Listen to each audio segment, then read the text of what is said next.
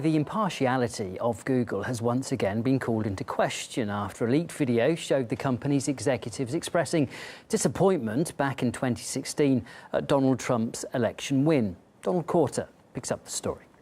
Google's always tried to maintain an apolitical front, but a recent leak tells a very different story. And if true, it outlines Google's executives' pick for president in the 2016 presidential elections. Most people here are pretty upset and pretty sad because of the election. I certainly find this election deeply offensive, and I know many of you do too. This is none other than Sergey Brin, Google's co-founder, and if his assumption that every worker in the video was a Clinton voter was upsetting, it gets worse.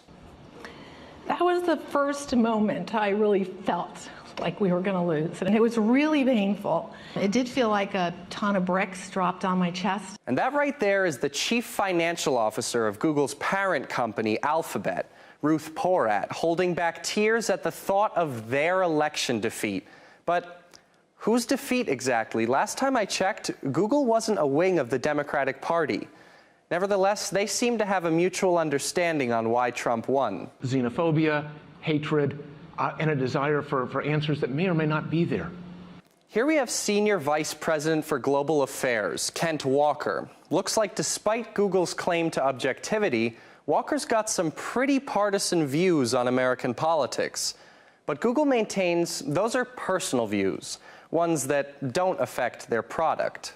Boredom led to the rise of fascism and also to the communist revolution. I think it's worth being very vigilant and thinking about all these issues. What can we do to lead to maybe a better quality of governance, decision-making, and so forth? Solid explanation of ideologies that shaped the 21st century, Sergey.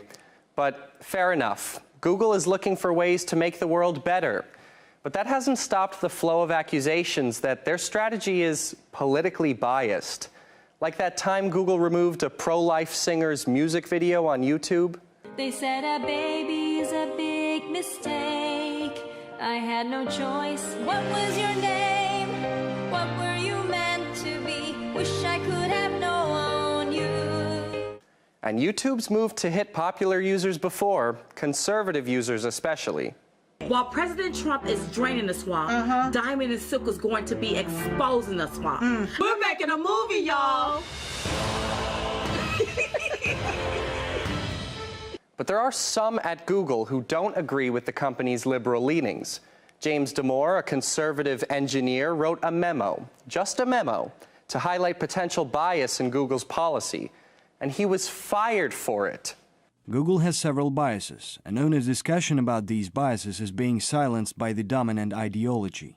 What follows is by no means the complete story, but it's a perspective that desperately needs to be told at Google. Google has always claimed its hands were clean when it came to political bias.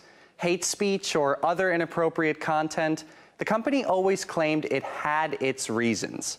But with insight into what the top brass at Google is apparently thinking, perhaps it's time for a better understanding of what bias really means. Donald Corter, RT.